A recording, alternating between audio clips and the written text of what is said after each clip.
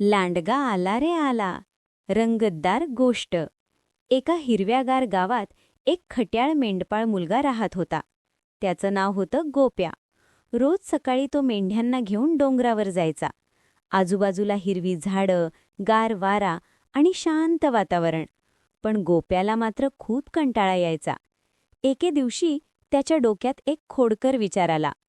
तो अचानक मोठ्याने ओरडला, लांडगा आला रे आला, वाचवा वाचवा.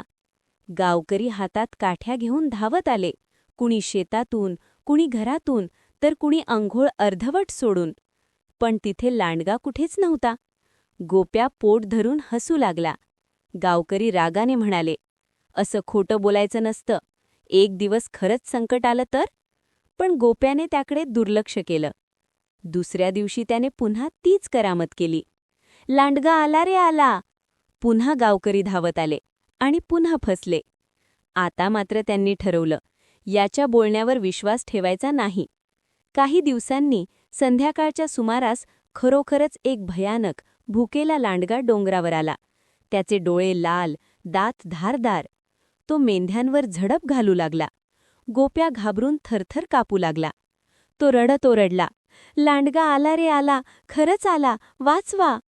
पण गावकरी म्हणाले, तो पुन्हा खोटं बोलतोय. आणि कुणीच मदतीला आलं नाही.